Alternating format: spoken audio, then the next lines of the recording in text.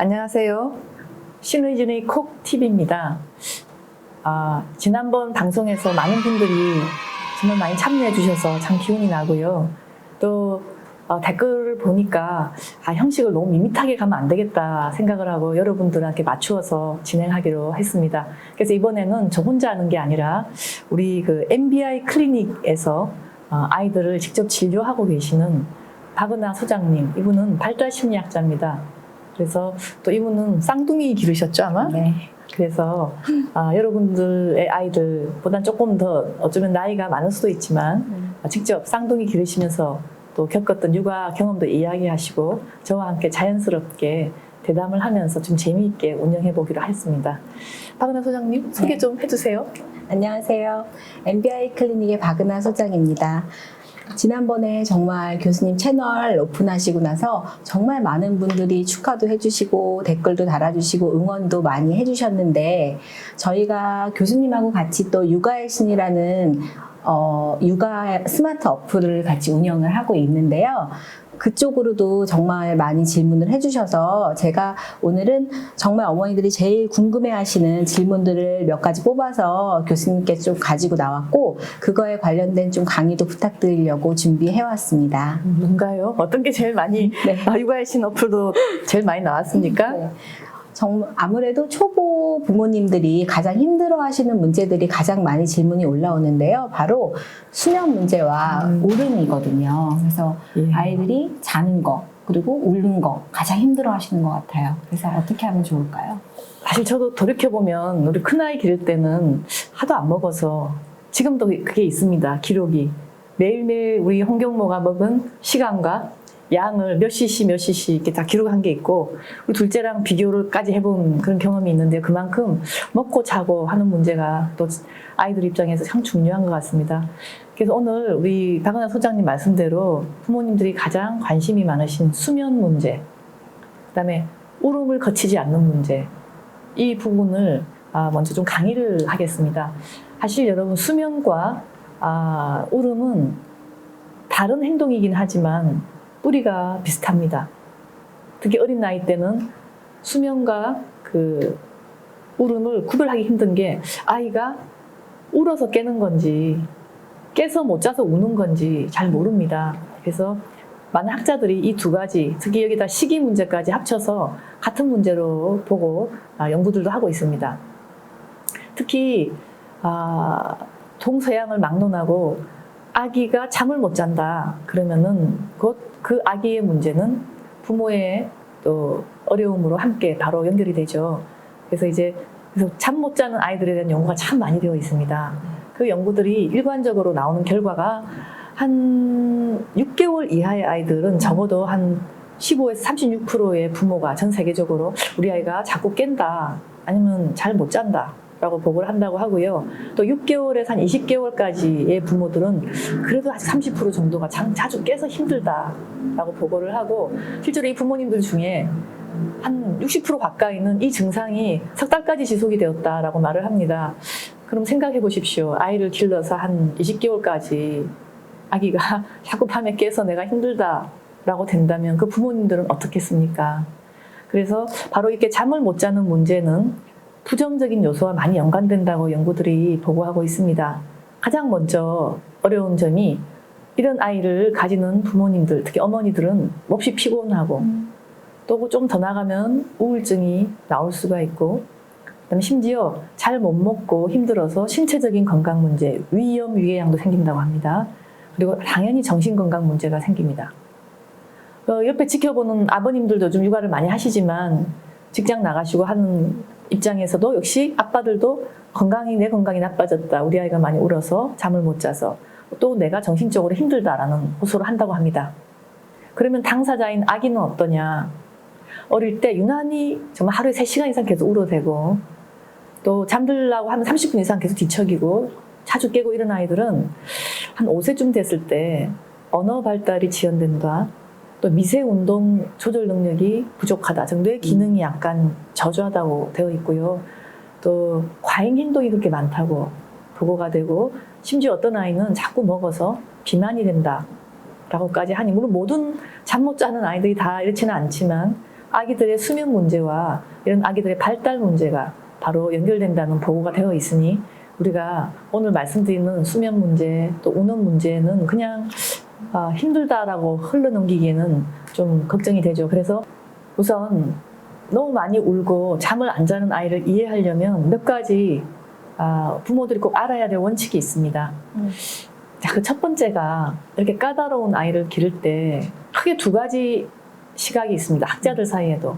그 첫 번째가 아이를 일정 시간에 재우고 일정 시간에 먹이고 필요한 양만큼만 주고 일종의 구조화된 양육이라고 하는 부분이 있습니다. 이 원조가 그 스포크 박사라는 분 혹시 이름 들어보셨을지 모르겠는데 아주 70년대 유명한 행동주의 육아로 유명하신 분입니다. 이분이야말로 이제 아이들을 마치 공장에 뭐 하듯이 딱딱딱딱 스케줄대로 하면은 아이가 다 따라하고 굉장히 규칙성이 있는 아이가 된다라고 주장하신 거고, 이게 완전 반대되는 대척점이 그 프랑스 분이 리에드파라는 분이 아니다. 아이들을 딱딱 맞추기만 하면은 자율성도 없어지고 심지어 예민한 아이들은 마음을 다칠 수도 있다라고 해서 아이에게 맞추는 허용적인 양육을 하겠다는 이 두 분이 있습니다. 그래서 이 사실 결과는 아직까지 결론이 나지 않았습니다. 어떻게 보면 이게 더 좋다는 분도 계시고 이게 더 낫다는 것도 있지만 저는 이렇게 학자들이 끝까지 해결을 못한 문제인 경우는 중간 정도로 가는 게 참 좋습니다. 그래서 일반적으로 아이들이 태어나면은 부모님들이 얼마 만에 한 번씩 밥을 주고 얼마 만에 한 번씩 재우고 이런 것들을 규칙성을 관찰한 다음에 규칙성을 좀 더 강화하는 쪽으로 스케줄에 맞춰서 먹이고 재우려고 시도를 해보지만 아이가 잘 너무 못 따라올 경우에는 그것을 너무 억지로 하기보다는 우리 아이가 조금 이 부분은 예민하구나 해서 아이에게 좀 맞추는 방법으로 좀 더 융통성 있게 하는, 저는 그것이 제일 좋지 않나 하는 생각을 하고 있습니다. 그래서 이 두 가지가 다 있다는 걸 아셔야지 여러분들이 이거를 따를까 저거를 따를까 너무 혼동하면 좀 좋지 않을 것 같습니다. 두 번째는 우리 아이의 이런 왠지 못 자는 것 같고 너무 우는 것 같고 밥도 잘 안 먹는 것 같은데 우유도 이게 뭔가 했을 때 꼭 아셔야 되는 게 이게 정상 발달의 한 범주에 들어가느냐 또 아니면은 이게 좀 문제 행동으로서 부모님도 좀 깊게 관찰하고 도움을 줘야 하느냐 이 이제 선을 그어야 되는데 굉장히 어렵습니다. 저도 굉장히 어려우니 부모님들은 얼마나 어렵겠습니까? 그랬을 때 대충 큰 제가 맥락만 말씀드리면 일단 아이들은 태어나서 심하게 울어서 부모가 하고 놀랄 정도의 그 피크가 일종의 5 내지 6주 태어나서 6주 정도까지는 굉장히 심하다고 합니다. 그리고 아이들이 우는 것은 잠 문제와 달리 좀 낮에 많이 울고 초저녁에 많이 운다고 되어 있습니다. 그래서 아이들이 이 6주 좀 지나기 시작하면 그 얘기는 심하게 이유 없이 우는 게 줄어든다는 이야기입니다. 그게 되고 나면은 이제 잠 역시도 초기에는 여러분 아시죠? 이렇게 하루에 그냥 몰아서 자지 않고 밤에 낮에도 많이 자고 밤에도 자고 이러다가 3개월쯤 지나면 딱 우리나라로 치면 100일 정도 됩니다. 그때 되면은 아이들이 슬슬 밤에 이제 잠을 몰아자기 시작하고요. 더 중요한 것은 잠을 자다가 깨도 꼭 울지 않고 스스로 다시 잠이 들 수 있는, 우리가 이제 어려운 말로 셀프 세틀먼트라고 그러는데 스스로 잠 깼다가 다시 잠들 수 있는 능력이 생기기 시작합니다. 시작한다는 거지 완전히 하지는 않죠. 몇 번 찡찡찡찡 하다가 자겠죠. 그러다가 한 6개월쯤 되면 드디어 깼다가도 본인 스스로 잠이 들 수가 있고요. 돌이 되면은 어른과 뇌파상으로도 거의 수면 패턴이 비슷하게 됩니다. 그래서 의외로 수면과 관련된 그런 성장은 대충 돌쯤이면은 괜찮다라고 생각하시면 되고요. 부모님들이 너무 힘드시다가 3개월부터는 조금 몰아서 자네 했다가 6개월쯤 되면은 자다 깨도 자기 스스로 잘 수 있는 그런 능력이 됩니다. 이게 이제 보통의 아이들인데요. 여기서 벗어나는 애들은 약간 문제 행동으로 볼 수도 있습니다. 예를 들면 잠 같은 경우는 6개월이 지났는데도 그냥 조금만 깨면 소리 질러서 울어서 엄마 아빠가 깨게 만드는 정도가 되면 좀 우리가 봐야죠. 왜 이럴까? 혹시 이 아이가 정말 소화기관이 안 좋아서 소화가 안 돼서 이럴 수도 있고, 또 어떤 아이들은 다른 신체적인 질환이 생겨서 그럴 수도 있습니다. 그런데 많은 연구자들이 이런 얘기를 해요. 잠 안 자고 또 많이 우는 애들, 이런 애들 중에 한 5% 정도는 성장해도 계속 이렇게 잠도 조절 안 되고 또 잘 우는 이런 아이로 자란다고 합니다.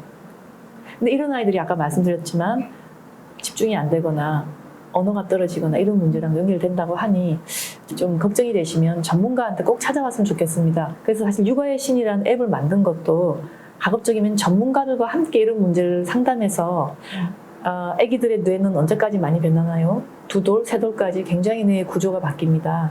그래서 아이 구조가 완전히 굳기 전에 뇌의 구조가 전문가랑 얘기해서 가급적 문제를 없애는 쪽으로 가는 걸 하기 위해서 만든 거기 때문에 저는 이 유튜브와 더불어서 전문가한테 직접 질문하는 그런 앱을 많이 사용하는 게 어떨까 생각합니다.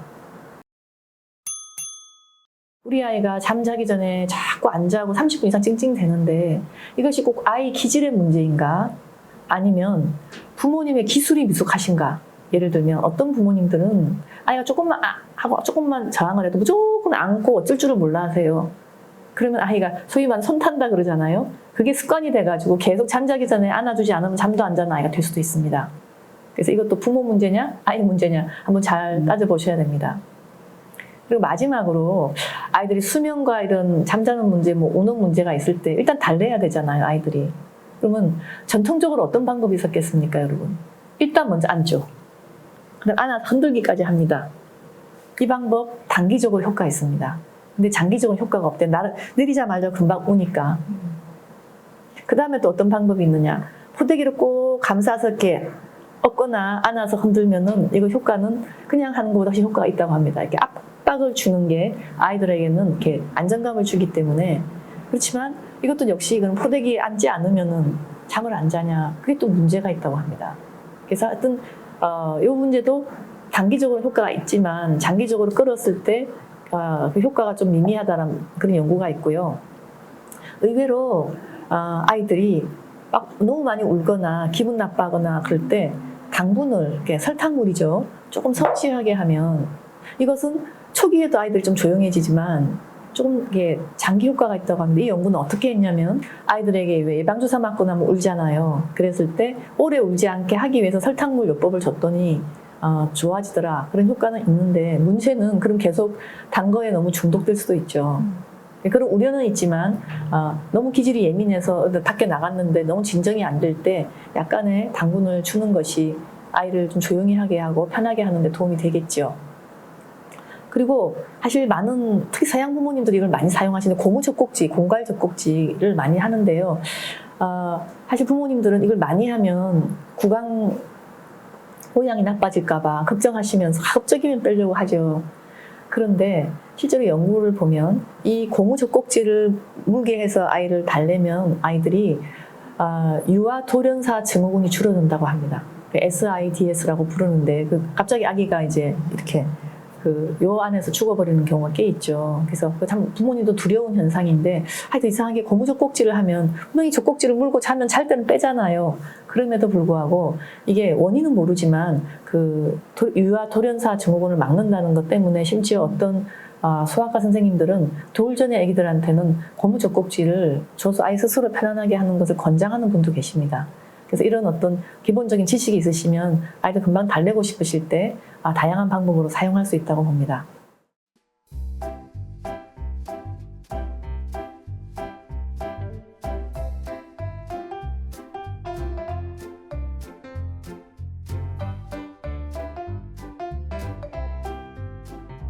아이의 수면은 아이 자신의 문제 혹은 아이 자신에 의해서 결정된다기보다는 굉장히 다양한 요소들이 서로 상호작용을 하면서 결정이 된다고 학자들의 연구에 의하면 밝혀져 있습니다. 낮, 밤에 부모-자녀 상호작용 패턴, 잠자리 습관, 또 일어날 때 기상 습관, 쭉쭉이 시키는 부모님도 계시고 그런데 까다로운 애들 아무리 좋은 잠자리 습관 만들어주기 힘들죠. 예전부터 유명한 이야기가 있죠. 아기 하나를 키우려면 한 마을이 필요하다. 그러면 학자들은 이런 문제가 있는 애를 어떻게 분류를 할 것인가. 수면이 정말 너무 어려운 아이는 수면 장애라고 부르고요. 6개월이 지나야지만이 잠투정이 심한 슬립 온셋 디소더라고 해서 잠들기 어려운 병.